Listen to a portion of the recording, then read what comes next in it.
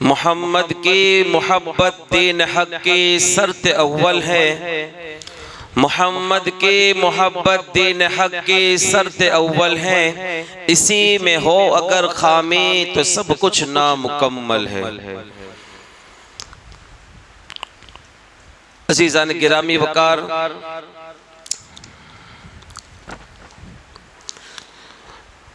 ابھی میں نے آپ کے سامنے جس آیت مبارکہ پڑھی ہے، اللہ تبارک و تعالی قرآن مجید میں ارشاد فرماتا ہے وَأَمَّا بِنِعْمَتِ رَبِّكَ فَحَدِّثْ، یعنی رب کی نعمتوں کا خوب چرچا کرو۔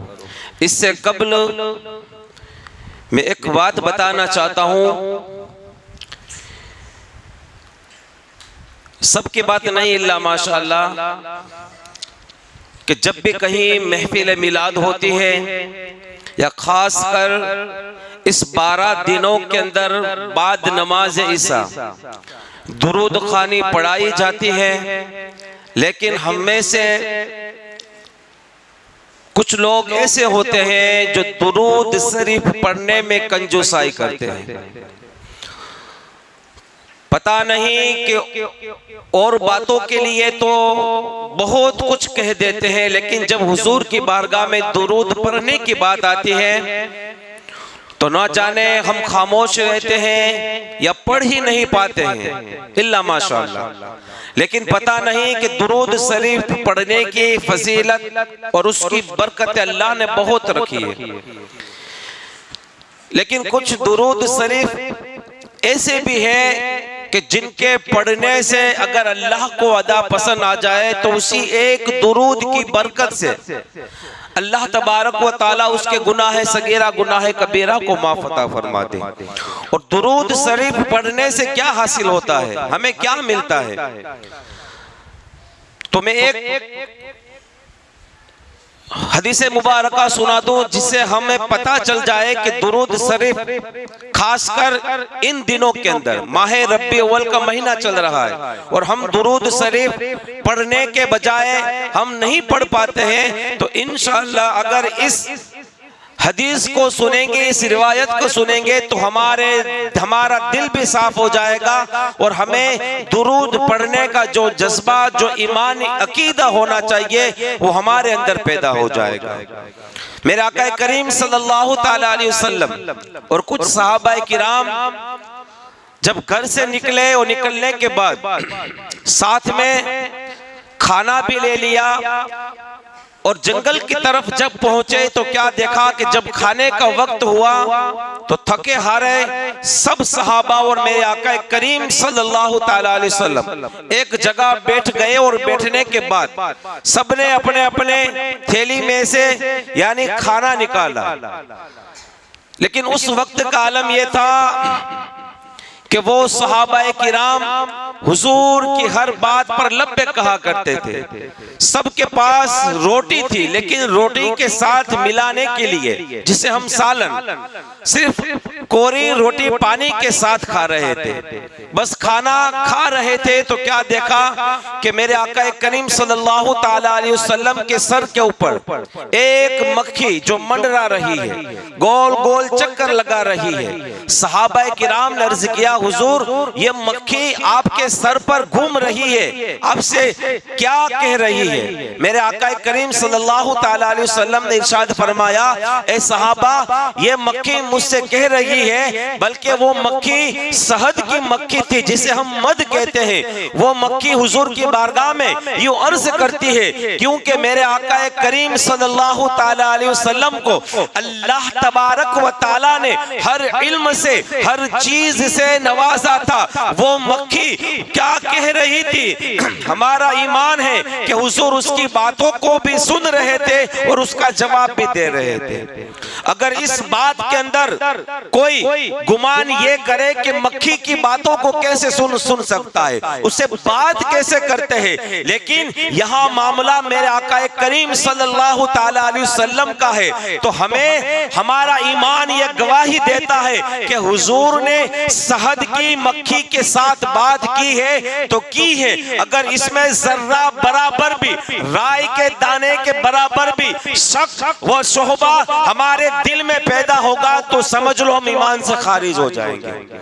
کوئی یہ کہے گا کہ حضور یعنی جانور سے مکھی سے کیسے بات کر سکتے ہیں؟ وہ رحمت للعالمین ہے، وہ سب کے لیے رحمت بن کر آئے ہیں۔ تو میرے آقا نے صحابہ سے کہا، اے صحابہ یہ مکھی مجھ سے کہہ رہی ہے کہ حضور آپ اور آپ کے صحابہ یعنی روٹی پانی کے ساتھ کھا رہے ہیں لیکن سالن نہیں ہے، لیکن وہ مکھی کہتی ہے کہ یہاں پاس میں ایک جھاڑ کے قریب یعنی ایک شہد ہے، ایک مد پڑا ہوا ہے، میرے اندر اتنی طاقت نہیں کہ اس مد کو، اس شہد کو آپ کے پاس لا سکوں، آپ اپنے صحابہ میں سے کسی کو بھیجے تاکہ وہاں سے مد لے کر آئے اور روٹی کے ساتھ کھا لے تاکہ پیٹ بھر جائے۔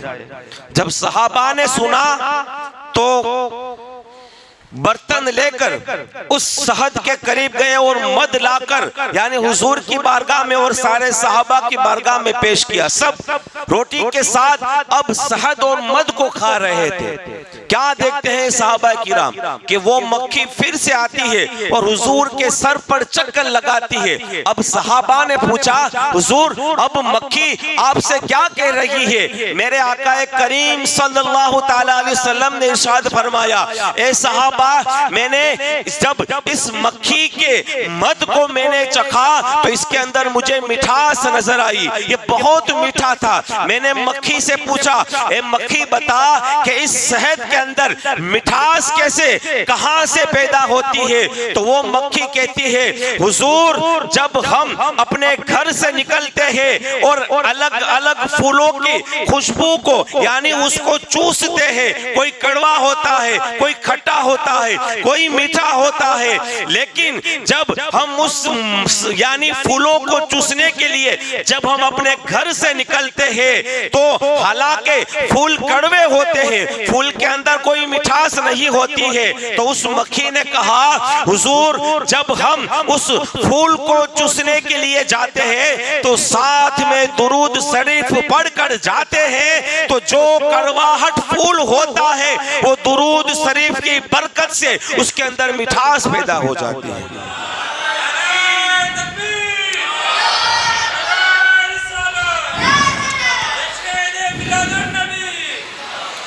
تو میرے آقا کریم صلی اللہ تعالی علیہ وسلم نے صحابہ سے کہا کہ اس شہد کے اندر، اس مد کے اندر مٹھاس کہاں سے آتی ہے؟ تو وہ مکھی کہتی ہے کہ درود شریف پڑھنے کی برکت سے اس کے مد کے اندر مٹھاس پیدا ہو جاتی ہے۔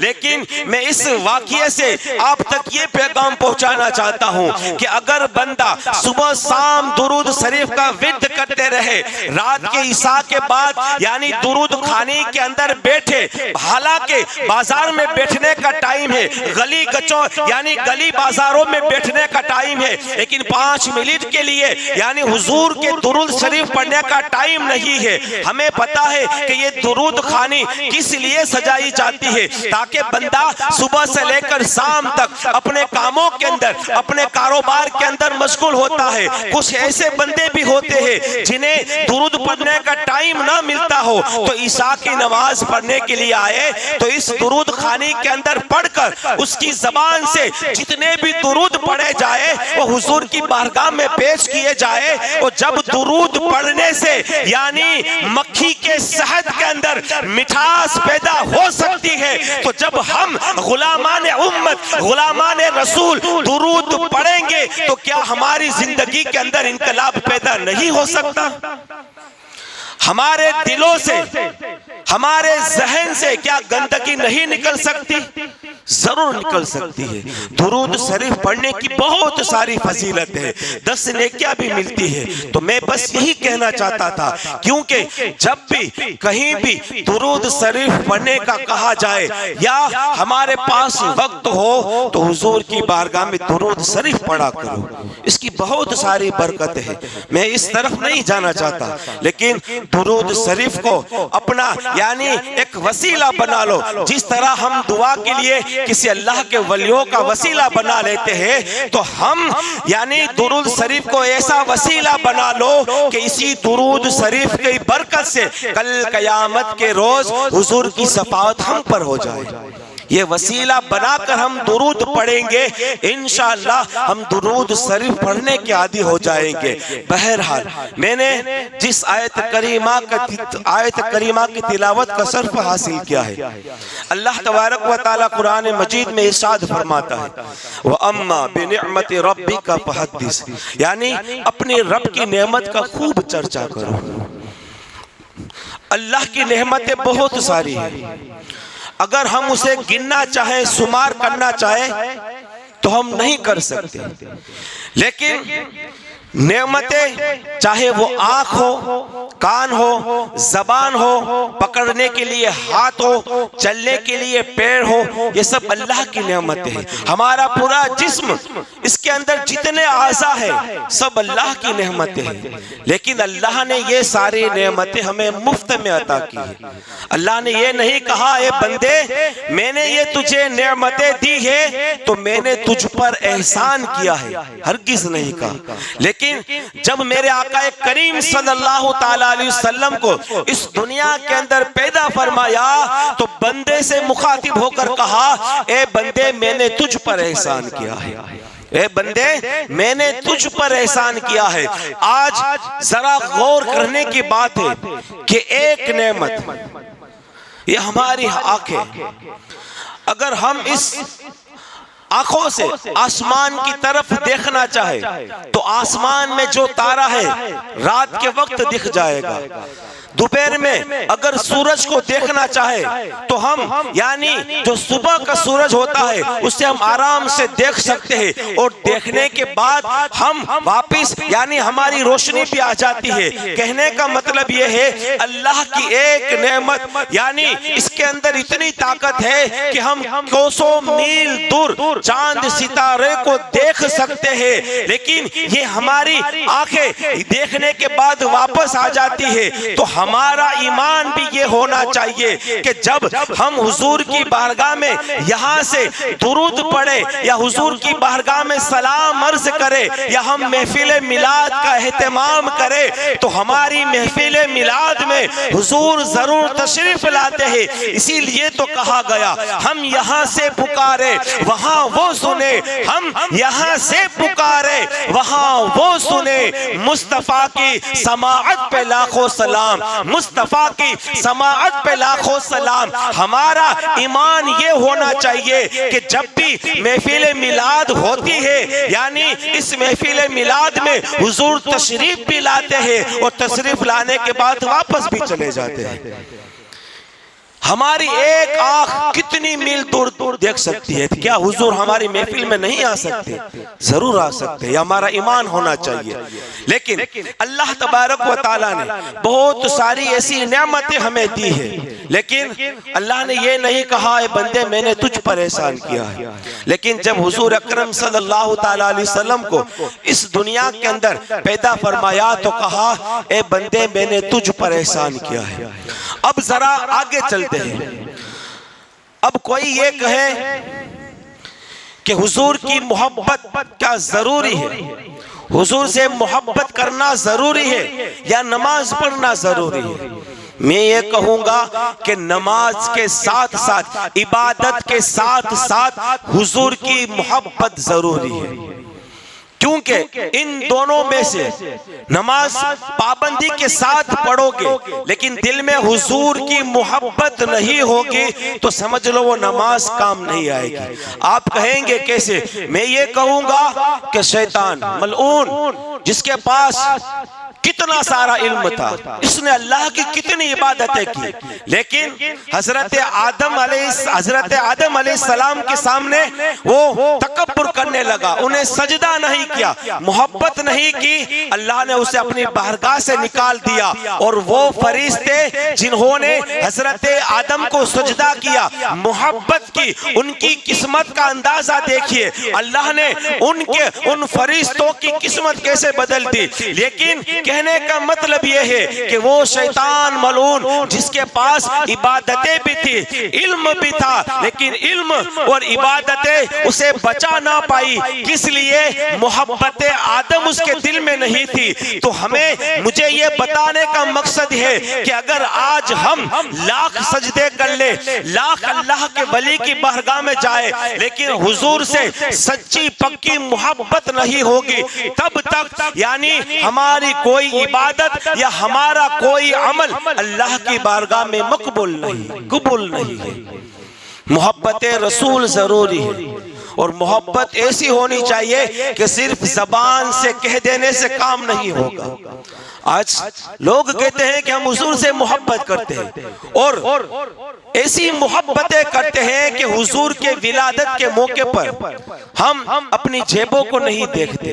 حضور کی ولادت کے موقع پر ہم اپنے گھر، اپنے گلیوں کو سجا دیتے ہیں، یعنی پورا ایک ایسا ماحول بنا دیتے ہیں کہ دیکھنے والا بھی دیکھ کر چونک جاتا ہے کہ یہاں شادی ہے یا کوئی ایسا، یعنی کوئی شادی ہے یا خوشی کا اہتمام ہے. اور کچھ لوگ یہاں تک کہہ دیتے ہیں، جو ہمارے مخالف ہے وہ یہاں تک کہہ دیتے ہیں کہ یعنی اسلام کے اندر تو صرف 2 عیدیں ہیں، یہ تیسری عید کہاں سے آئی؟ کیونکہ عید میلاد کے اندر ہم جلوس نکالتے ہیں، اپنے گھر، اپنے گلیوں کو سجاتے ہیں. ہمارا مخالف کہتا ہے یہ تیسری عید کہاں سے آئی؟ لیکن میں اس سے کہنا چاہتا ہوں، اس مخالفوں سے کہنا چاہتا ہوں کہ تم جس پیر کی پیروی کرتے ہو، تم جس کو اپنا سب کچھ مانتے ہو، وہ تمہارے بڑے بڑے بھی یعنی حضور کی محفل میلادوں حضور کی محفلیں اپنے گھروں کے اندر سجایا کرتے تھے. تم جس کی پیروی کرتے ہو، جس کو تم اپنا یعنی استاد کہتے ہو، وہ تو خود بھی حضور کی محفل میلاد کرا کرتے تھے. تو ہمیں ایسے لوگوں سے یعنی اس طرح جواب دینا ہے کہ یہ یعنی صرف یہ نہیں کہ عید الفطر ہو یا عید الاضحیٰ ہو، جمعہ کا دن بھی عید کا دن ہوتا ہے، لیکن یہ ساری چیزیں عید ہو یا عید الفطر ہو یا جمعہ ہو، یہ ہمیں ملا ہے تو کس کے صدقے میں ملا ہے؟ یہ حضور صلی اللہ تعالیٰ علیہ وسلم کے صدقے میں ملا ہے. کیونکہ اللہ تبارک و تعالیٰ نے سب سے پہلے اپنے نور سے حضور کے نور کو بنا دیا تھا. وہ نور منتقل ہوتے ہوتے حضرت آدم علیہ السلام سے لے کر پھر یعنی حضرت عبداللہ تک آ پہنچا. لیکن میں یہاں ایک بات بتانا چاہتا ہوں کہ اگر کوئی یہ کہے کہ جب میرے آقا کریم صلی اللہ تعالیٰ علیہ وسلم کا نام آتا ہے اشہد ان محمد رسول اللہ، تو کوئی کہنے والا یہ بھی کہتا ہوگا کہ یہ چوما کس لیے جاتا ہے؟ کیا چومنے سے کچھ فائدہ ہوتا ہے؟ کیا اپنے انگوٹھوں کو آنکھوں میں لگانے سے کوئی فائدہ ہوتا ہے؟ تو ہمیں یہ کہنا ہے کہ یہ حضرت آدم کی سنت ہے، یہ حضرت ابوبکر صدیق رضی اللہ تعالیٰ عنہ کی سنت ہے. کیونکہ جب حضرت آدم علیہ السلام نے اپنی پیشانی پر جب نور کو دیکھنا چاہا تو اللہ تبارک و تعالیٰ کی بارگاہ میں عرض کیا، یا اللہ میں اس نور کو دیکھنا چاہتا ہوں جس نور سے یعنی جس نور کو دیکھ کر فرشتے بھی تعظیم کیا کرتے ہیں. میرے رب نے کہا اے آدم اگر تو یعنی حضور کے نور کو دیکھنا چاہتا ہے تو اپنے انگوٹھے کے ناخن میں دیکھ لے. جب حضرت آدم علیہ السلام نے یعنی اپنے انگوٹھوں کے اندر یعنی حضور کے نور کو دیکھا تو تعظیم کے ساتھ، ادب کے ساتھ یعنی اپنے انگوٹھوں کو آنکھوں پر مل لیا. اسی لیے جب بھی اذانوں کے اندر اشہد ان محمد رسول اللہ آتا ہے تو ہم ادب و تعظیم کے ساتھ حضرت آدم علیہ السلام کی سنتوں پر عمل کرتے ہیں. حالانکہ ہمیں نور نظر آتا ہے یا نہیں آتا ہے، لیکن یہ حضرت آدم علیہ السلام کی سنت تو ادا ہو جاتی ہے. اور مومن مسلمان کا کام کیا ہے؟ مومن مسلمان کا کام یہی ہے کہ اللہ کے رسول صلی اللہ تعالیٰ علیہ وسلم کی سنتوں پر عمل ہو کر اپنی دنیا اور آخرت دونوں سجا لے. اور جو سنتوں پر عمل نہیں کرے گا سمجھ لو پھر وہ یہاں بھی بھٹکے گا اور وہاں بھی بھٹکتا رہے گا۔ اسی لیے ضروری ہے کہ حضور کی سنتوں سے ایسی محبت کرو، یعنی اپنا آئیڈیل بنا لو حضور اکرم صلی اللہ تعالیٰ علیہ وسلم کو۔ کیونکہ آج ہم دیکھتے ہیں کہ آج یعنی کئی لوگ تو ایسے بھی ہوتے ہیں جو حضور اکرم صلی اللہ تعالیٰ علیہ وسلم کے بارے میں جنہیں پتہ تک نہیں ہوتا ہے کہ حضور کی اولادیں کتنی ہیں، حضور کی بیٹیاں کتنی ہیں، حضور کا خاندان کیا ہے، حضور کس کو کہا جاتا ہے۔ اللہ ماشاءاللہ سب کی بات نہیں کر رہا ہوں، لیکن اسی دوسری طرف دیکھا جائے اگر کسی ایکٹر کے بارے میں پوچھا جائے یا فلاں کے بارے میں پوچھا جائے تو اسے سب کچھ معلوم ہوگا، لیکن جس نبی کا ہم کلمہ پڑھتے ہیں، جس نبی کے یعنی شفاعت سے ہم جنت میں جائیں گے، اس نبی کے خاندان کے بارے میں ہمیں کچھ نہیں پتا تو ہماری زندگی کیا کام کی؟ پھر لوگ آ کر ہم سے سوال کرے کہ تم جس نبی کی ولادت پر اتنا سب کچھ کر رہے ہو، خوشیاں منا رہے ہو، اس نبی کے خاندان کے بارے میں بتاؤ، اس نبی کی اولاد کے بارے میں بتاؤ۔ اگر ہمیں یاد ہوگا تو بتا پائیں گے، اگر ہمیں کچھ نہیں پتا ہوگا تو پھر ہم اس کے سامنے ہار جائیں گے، پھر وہ ہم پر حاوی ہو جائے گا۔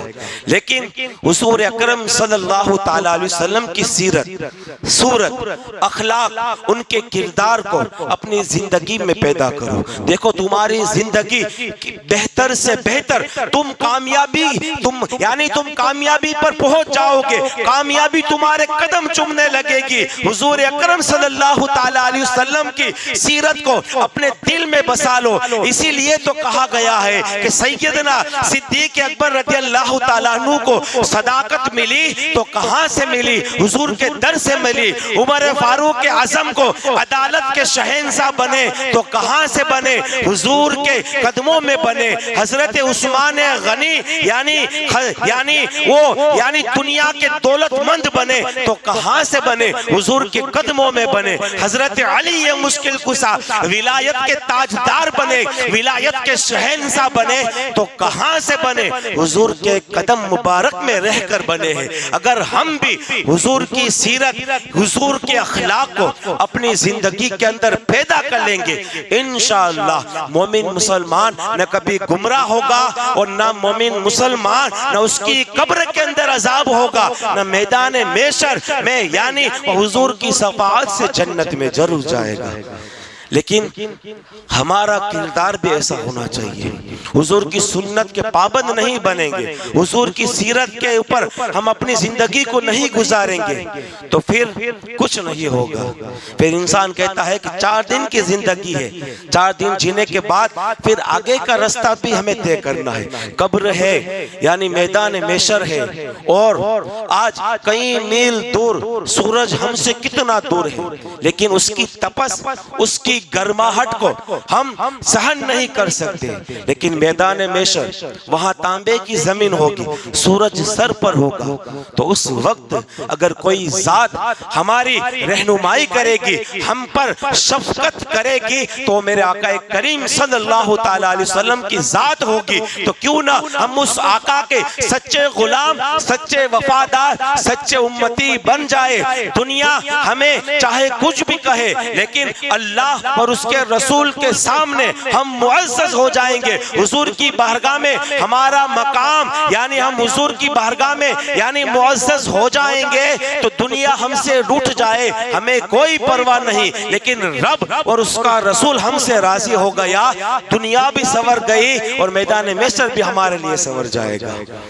کہنے کے لیے بہت کچھ ہے، لیکن ہمیں چاہیے کہ ہم حضور کے بارے میں، حضور کے خاندان کے بارے میں، حضور کی کتنے اولادیں، کتنی بیٹیاں تھیں، یہ سب ہمیں پتہ ہونا چاہیے تاکہ کوئی آ کر ہم سے کہے تو ہم اس کو جواب دے سکے اور اپنی زندگی کو یعنی جو صحابہ کرام جو اپنی یعنی زندگی کو گزارا کرتے تھے، حضور کی ہر بات پر لبیک کہا کرتے تھے، ہم بھی اسی راستے پر چلنے والے بن جائے۔ دیکھو ہماری قسمت بھی بھی کھل جائے گی اور کامیابی ہمارے قدم چومنے لگے گی۔ تو اللہ تبارک و تعالیٰ کی بارگاہ میں بس میں یہی دعا کرنا چاہتا ہوں کہ اللہ تبارک و تعالیٰ ہم تمام کو میرے آقا کریم صلی اللہ تعالیٰ علیہ وسلم کی سنت سیرت پر عمل کرنے کی توفیق عطا فرمائے، اور ہم تمام کو میرے آقا کریم صلی اللہ تعالیٰ علیہ وسلم کا سچا امتی پکا غلام بنانے کی توفیق عطا فرمائے۔ اور دوران تقریر اگر میں نے کچھ غلط کہا ہو یا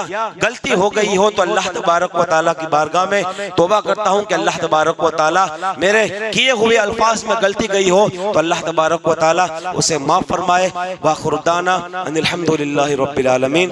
السلام علیکم ورحمۃ اللہ وبرکاتہ۔ صلاۃ و سلام کے لیے کھڑے ہو جائیں۔